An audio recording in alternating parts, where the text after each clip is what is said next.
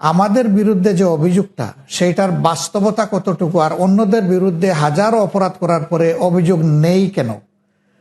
না প্লিজ একটু আমাকে আপনাকে বলতে হবে। না, আমরা কিন্তু ওই দালাল বলতে রাজি না। আমরা এই দেশের মানুষ যারাই আছে তাদেরকে বিভক্ত করতে রাজি না। আপনি বোধহয় ইদানিং আমাদের বক্তব্যগুলো লক্ষ্য করছেন।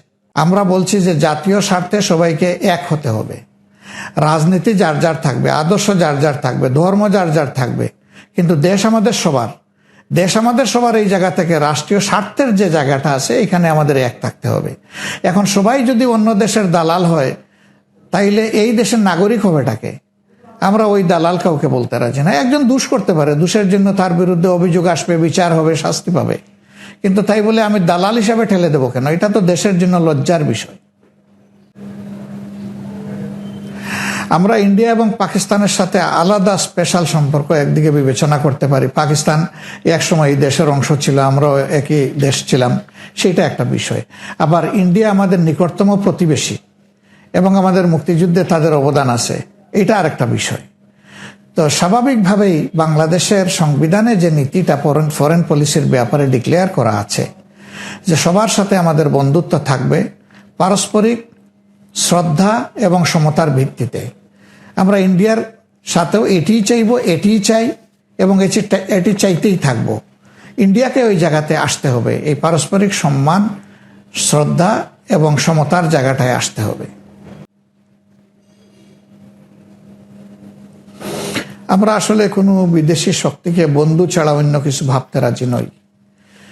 কোনো বিদেশি শক্তি, সেটা যে দেশ হোক, তারা যদি তাদের ইচ্ছা আমাদের জাতির উপর চাপিয়ে দিতে চান তাহলে আমরা এই চাপানো কোনো অবস্থায় সমর্থন করব না।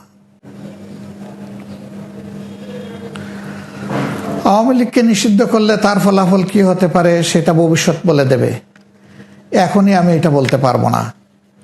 আওয়ামী লীগ এই দেশের একটা রাজনৈতিক দল। 1970 সাল থেকে আওয়ামী লীগকে মানুষ একটা ভাবে দেখে আসছে। এখনকার যে জেনারেশনে যারা আছে তাদের 80% 1970 সালে কনসাস ছিলেন না, হয়তো 20% মানুষ তখন সচেতন ছিলেন, বাকি 80% 70 সাল দেখে নাই। তারা বাংলাদেশের স্বাধীনতার পর থেকে বিভিন্ন পট পরিবর্তন দেখেছে। 75 দেখেছে, 79 দেখেছে, 82 দেখেছে, 81 দেখেছে, তারপরে 90 দেখেছে, 96 দেখেছে, 2009 বা 8 দেখেছে, 14 দেখেছে, 18 দেখেছে, 24 দেখেছে। এই গোটা রাজনৈতিক অভিযাত্রায় আওয়ামী লীগ যে রোল প্লে করেছে তাতে আমরা যদি খোলা চোখে দেখতে চাই তাহলে আমরা দেখব যে আওয়ামী লীগ গণতান্ত্রিক মূল্যবোধের প্রতি খুব কমই তারা সম্মান দেখিয়েছে। 70-এর নির্বাচনে পূর্ণাঙ্গ পাকিস্তানের 300 আসনের মধ্যে 161 আসনে আওয়ামী লীগ বিজয়ী হয়েছিল। জনগণের এই রায়কে পাকিস্তানি শাসক গোষ্ঠী মেনে না নেওয়ার কারণেই অনিবার্য হয়ে উঠল একটি মুক্তিযুদ্ধ। সেখানে অনেক জীবন গেল, সম্পদ ধ্বংস হলো, ইজ্জত গেল, অনেক ক্ষয়ক্ষতি এই দেশটার হলো।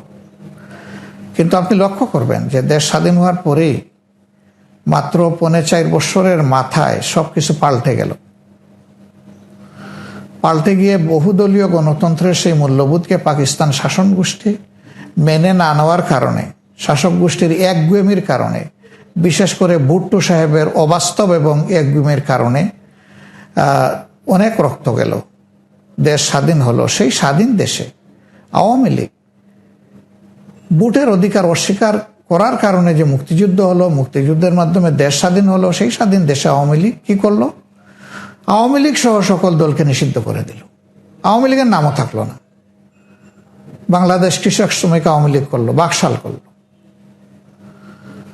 এবং সেই বাকশালের যে কনস্টিটিউশন ছিল সেটা পুরোপুরিভাবে একদলীয় শাসন ছিল। এখানে অন্য কোনো দলের কোনো ধরনের অংশগ্রহণের সুযোগ ছিল না।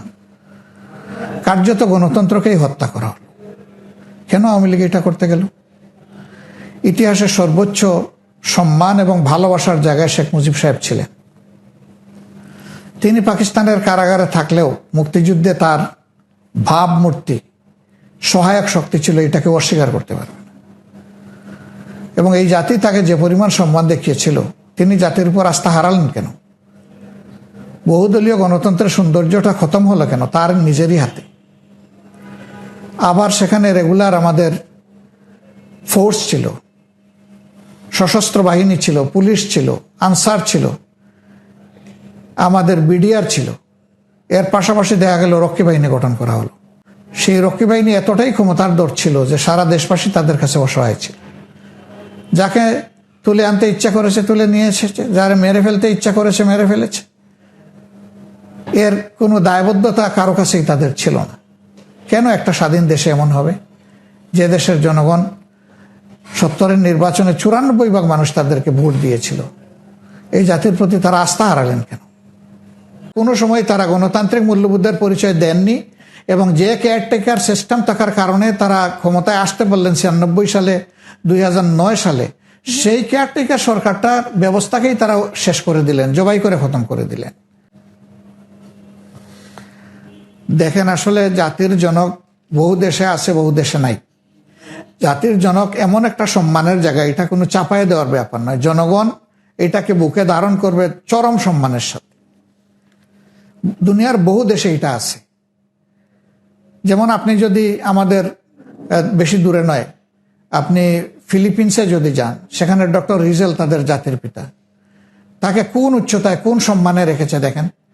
রিজেলের ফ্যামিলি কিন্তু পরবর্তী পর্যায়ে কেউ এই দেশ শাসন করে নাই, ফিলিপিন শাসন করে নাই, কিন্তু তার কন্ট্রিবিউশনের কারণে স্বাধীনতার যুদ্ধে জনগণ তাকে পরম সম্মানের সাথে বরণ করে নিয়েছে। আর নাহিদ ইসলাম যেটা বলেছেন, এটা তো তার ব্যক্তিগত একটা বক্তব্য। রাষ্ট্রের পক্ষ থেকে এখন পর্যন্ত প্রধান উপদেষ্টা এটা কিছু বলেননি। আর আমাদের প্রথম কথা হচ্ছে, বঙ্গবন্ধু কন্যা জননেত্রী শেখ হাসিনা, বাংলাদেশ আওয়ামী লীগের সভানেত্রী, তার এই বক্তব্যটি যে প্রকাশিত হয়েছে, একে আসলে এন্ডোর্স করে বাংলাদেশ আওয়ামী লীগের পক্ষ থেকে কোনো ব্যাখ্যা এখনো প্রকাশিত হয়নি। যার দরুন আপনি যে প্রশ্নটা করেছেন, এই প্রশ্নটা আমার মনেও আছে যে আসলে নির্বাচনটি তিনি কার কাছে দাবি করছেন। এই জায়গাটা রয়ে যাচ্ছে। তবে একটা জায়গা পরিষ্কার, যে তিনি নিজে অনুধাবন করছেন যে একটা রিনিউড ম্যান্ডেট, অর্থাৎ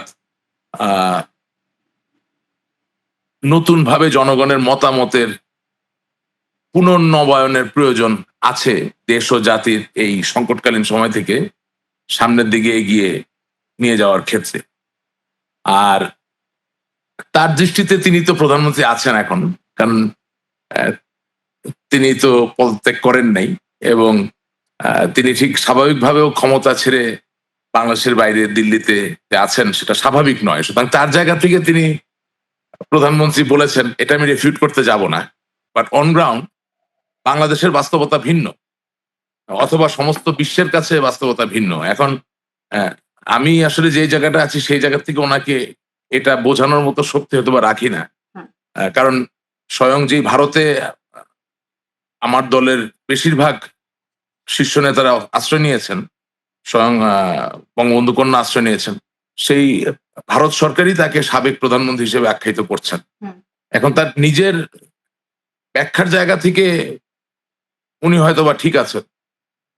মানে আমাকে এভাবে জিজ্ঞেস করলে তার এটার উত্তর আমি দিতে পারবো না। শুধু এতটুকু বলতে পারি যে মার্কিন যুক্তরাষ্ট্র থেকে শুরু করে, ইউরোপিয়ান ইউনিয়ন থেকে শুরু করে, যুক্তরাজ্য থেকে শুরু করে, ভারত থেকে শুরু করে, যারা আসলে বৈশ্বিক রাজনীতিতে বাংলাদেশের জন্য একটা খুবই গুরুত্বপূর্ণ ভূমিকা পালন করে বা ভূমিকা রাখে বলে আমরা বিশ্বাস করি, তারা সকলেই বঙ্গবন্ধু কন্যা জননেত্রী শেখ হাসিনার নেতৃত্বের জায়গাটাকে ছোট করতে চান না। তিনি বঙ্গবন্ধুর কন্যা, তিনি বাংলাদেশের সর্ববৃহৎ দলের সভাপতি, কিন্তু তারা তাকে সাবেক প্রধানমন্ত্রী বলছেন। দেখেন, প্রথম কথা হচ্ছে যে আজকে তো বাংলাদেশ আওয়ামী লীগকে রাজনীতি বাংলাদেশে করতে দেওয়া হচ্ছে না, বাই সেইং যে বাংলাদেশ আওয়ামী লীগ যে ফ্যাসিস্ট পার্টি। হ্যাঁ, কিন্তু রিয়েলিটি ইজ অ্যাজ সাচ যে বাংলাদেশ আওয়ামী লীগের যেই কর্মসূচি বা বাংলাদেশ আওয়ামী লীগের যে আদর্শ, বাংলাদেশ আওয়ামী লীগের যে মুখবন্ধ বা তার যেই লক্ষ্য, সেখানে কিন্তু ফ্যাসিজমের বা অন্যায়ের কিছু খুঁজে পাওয়ার কোনো সুযোগ নাই। এবং আমি বহুবার আপনার অনুষ্ঠানে এসে বলেছি যে বাংলাদেশ আওয়ামী লীগের লক্ষ কোটি নেতা কর্মী, তাদেরকে আসলে আপনি কোন রকম অন্যায় বা দুর্নীতি বা কোনো পাপের সাথে সংযোগ দেখাতে পারবেন না, বিকজ তারা ত্যাগী ছিল, ত্যাগী আছে, তারা বাংলাদেশটাকে ভালোবাসে, তারা বঙ্গবন্ধুকে ভালোবাসে, তারা বাংলাদেশের স্বাধীনতায় বিশ্বাস করে। এটা যদি এখন অন্যায় হয়ে থাকে তাহলে অন্য কথা, কিন্তু এছাড়া অন্য কোনো অন্যায় তাদেরকে খুঁজে পাবেন না। এখন ধরেন 15 বছর আওয়ামী লীগ সমর্থিত একটি সরকার ছিল। সেই সরকার ভুল ত্রুটি অন্যায় করতে পারে, সেটা বিচার্য বিষয়, সেটা বিচার করা যেতে পারে। এখন আমার জায়গাটা খুব পরিষ্কার, একটা নির্মোহ জায়গা থেকে এভাবে বলতে চাই যে আওয়ামী লীগ যদি সত্যি ফ্যাসিস্ট দল হয়ে থাকে আর সে যদি শাস্তির যোগ্য হয়ে থাকে, তাহলে তার জন্য সবচেয়ে বড় শাস্তি হবে জনগণের মতামত। অর্থাৎ আওয়ামী লীগ যদি নির্বাচনে অংশগ্রহণ করতে পারে এবং বাংলাদেশের মানুষ যদি সত্যি তারা ফ্যাসিস্ট মনে করে আর তাকে যদি ভোট না দেয়, তাইলে প্রমাণিত হয়ে যাবে যে আওয়ামী লীগ ফ্যাসিস্ট। এখন আপনি আওয়ামী লীগের মতো একটা বৃহৎ দল যে বাংলাদেশকে স্বাধীন করার ক্ষেত্রে ভূমিকা রেখেছে, তারা নির্বাচন করতেই দিবেন না। অথচ নির্বাচনটা না করতে দিয়ে, জনগণের রায় না নিতে দিয়ে, আমরা আদৌ তাদের চোখে অন্যায়কারী কি অন্যায়কারী না সেই জায়গাটা তৈরি না হতে দিয়ে ফ্যাসিস্ট বলছেন। আমার মনে হয় সেই জায়গাটার পরিত্রাণ করতে গেলে বঙ্গবন্ধু কন্যা জননেত্রী শেখ হাসিনা যে কথাটা বলেছেন, হ্যাঁ, সেটাকে অবশ্যই মূল্যায়ন করা প্রয়োজন। নির্বাচনে আমাদের যেতে হবে, তবে এটাও মনে রাখতে হবে যে নির্বাচনে যাওয়ার জন্য গেলে তো আর হবে না। নির্বাচনটা হতে হবে যেটা এত বছর ধরে অনেক দলই বলেছে, এখন আজকে আমরাও বলছি, কারণ আমাদের ভুল ত্রুটি ছিল যে লেভেল প্লেইং ফিল্ড ছাড়া আসলে নির্বাচনে যেও আসলে খুব একটা লাভ নাই। ওই যে আপনাকে বললাম যে ভোটের মাধ্যমেই আমার সাজা হবে অথবা আমি পুরস্কৃত হব। যদি মানুষ মনে করে আমি ফ্যাসিস্ট, তারা আমাকে পরিত্যাগ করবে, প্রত্যাখ্যান করবে। আর তারা যদি মনে করে যে না, বাংলাদেশ আওয়ামী লীগের মতো একটা দলকে বাংলাদেশের মানুষের পাশে প্রয়োজন আছে, বাংলাদেশের রাজনীতির প্রয়োজন আছে, তাহলে তারা আমাকে ভোট দিয়ে পুরস্কৃত করবে না। এই তো ঘটনা। এখন লেভেল প্লেইং ফিল্ড যদি আবার না থাকে, আমি শুধু নির্বাচনে যাওয়ার জন্য যদি চলে যাই, হুম, তাহলে যেটা হবে যে ইলেকশন মেকানিজমের মাধ্যমে আপনাকে সাজা দিয়ে দিবে, অর্থাৎ প্রত্যাখ্যান করিয়ে দিবে। সুতরাং ডক্টর ইউনূস তত্ত্বাবধায়ক সরকারের প্রধান, না ডক্টর এক্স আগামী তত্ত্বাবধায়ক সরকারের প্রধান, না ডক্টর ওয়াই প্রধান, তার থেকেও বড় কথা, আওয়ামী লীগ যে নির্বাচন করতে যাবে সেই নির্বাচনে আওয়ামী লীগের ভোটাররা আওয়ামী লীগকে ভোট দিতে পারবে কি না, এই জায়গাটাকে নিশ্চিত না করে আমি মনে করি খুব বেশি এগোনোর চিন্তা করার সুযোগ নেই। হুম। আজকে যে এই বক্তব্যটা আপনি সামনে নিয়ে আসেন, উনি যেটা বললো যে আমরা নির্বাচন করতে চাই, বলেছেন ডক্টর ইউনূসের অধীনে করবেন না, সেটা ঠিক আছে, উনি বলেছেন এটা। হুম। এটা অনেক বড় অগ্রগতি এই জায়গার থেকে যে আওয়ামী লীগের ভিতরে, উনি তো আওয়ামী লীগের নেতা, আওয়ামী লীগের কোনো নেতা তো নাই, এটা বাস্তবতা। আওয়ামী লীগ বিরাট বড় দল, কিন্তু আওয়ামী লীগের কোনো নেতা, উনি একমাত্র নেতা। সেই জায়গার থেকে উনি যে অনুধাবন করছেন যে নির্বাচনটা হওয়া প্রয়োজন, মানে নির্বাচনটা জনগণ চায়, এটা অনেক বড় অগ্রগতি। আমি তো কখনোই মনে করি না নির্বাচনের জন্য সামনে বাধা থাকা উচিত। প্রথম কথা হচ্ছে, আওয়ামী লীগের ঐক্য যদি ধরে রাখতে হয়, তাহলে বঙ্গবন্ধুর রক্তের কোনো বিকল্প কিন্তু নাই। That's very clear, point black. Awami লীগের ঐক্য যদি ধরে রাখতে হয়, তাহলে বঙ্গবন্ধু কন্যা জননেত্রী শেখ হাসিনা আওয়ামী লীগের সভাপতি। এটা নিয়ে কোনো বিতর্ক করার কোনো প্রয়োজনও নাই, কোনো সুযোগও নাই, এবং এটা বাস্তবতার সাথে চলেও না। আপনি আগামীকালকে বঙ্গবন্ধু কন্যাকে সরিয়ে দেন, কথা বলছি, আওয়ামী লীগ ভেঙে চুরে 100 ভাগ হবে, এখানে ঐক্য থাকবে না, এটাই বাস্তবতা। এবং তার থেকেও বড় কথা হচ্ছে যে ধরেন বঙ্গবন্ধু শেখ মুজিবুর রহমানকে 1975 সালের 15 অগস্ট মাস ওনাকে হত্যা করার পরেও আওয়ামী লীগের বিরাট বড় একটা অংশ তো একসাথেই ছিল। হ্যাঁ, মালিক উকিল সাহেব, আপনার আব্দুর রাজ্জাক সাহেব, বিভিন্ন সময় বিভিন্ন পর্যায়ে বিভিন্ন পরিস্থিতিতে আওয়ামী লীগের ভেঙে যাওয়ার বা কিছুদিনের জন্য একটু ছোট হয়ে যাওয়ার কিছু উপক্রম হয়েছিল। তারপরেও বৃহৎ অংশ কিন্তু একসাথে ছিল। কেন? কারণ হচ্ছে যে তখন বঙ্গবন্ধু হত্যাকাণ্ডের পরও জাতীয় 4 নেতার মতো ব্যক্তিত্বরা ছিলেন। তাদেরকে হত্যা করার পরেও কিছু মানুষ ছিলেন যাদেরকে আওয়ামী লীগের নেতারা, আওয়ামী লীগের কর্মীরা সত্যি নেতা হিসেবে মানতেন। বর্তমানে বঙ্গবন্ধু কন্যা জননেত্রী শেখ হাসিনা ছাড়া আর কোন নেতা আওয়ামী লীগের নাই। বাকি যারা আছেন তারা, তাদেরকে কোন টার্মে আসলে প্রকাশ করা যায় আমি জানি না, তাদেরকে নেতা বলবেন না কি বলবেন, আই হ্যাভ নো আইডিয়া। সুতরাং বঙ্গবন্ধু কন্যা জননেত্রী শেখ হাসিনাকে রেখে সেকেন্ড, থার্ড, ফোর্থ, দ্বিতীয়, তৃতীয়, চতুর্থ, এমনকি পঞ্চম ধাপ পর্যন্ত যদি নেতৃত্বে আপনি গতিশীলতা না আনেন এবং প্রাসঙ্গিক পরিবর্তন না আনেন, তাছাড়া আবার নির্বাচনের রাজনীতিতে আপনি খুব ভালো করবেন সেটা মনে করার কোনো কারণ নাই। আর ইদানিং ধরেন টেলিগ্রাম এবং বিভিন্ন যে গ্রুপগুলো হয়েছে, সেগুলোতে একটা যথারীতি আগের মতোই তৈলমর্দনের সংস্কৃতি বিরাজমান, এবং সেখানে সবাই বলছে নেত্রী আপনি এখন জনপ্রিয়তার তুঙ্গে আছেন, আজকে নির্বাচন হলে কালকে আপনি 200 আসন পাবেন। সুতরাং সেখানে বাস্তবতা যে লিটমাস টেস্ট, সেটাও একটু করার ব্যাপার আছে যে আসলে কি নির্বাচন হলে আমরা 200 আসন পাবো কিনা। হয়তো বা জননেত্রী শেখ হাসিনা এককভাবে আওয়ামী লীগকে আবার আগের জায়গায় নিয়ে আসতে পারবেন। যদি আগের জায়গায় চলে আসা যায়, তাহলে আবার নমিনেশনটা পাওয়ার একটা ব্যাপার থাকবে।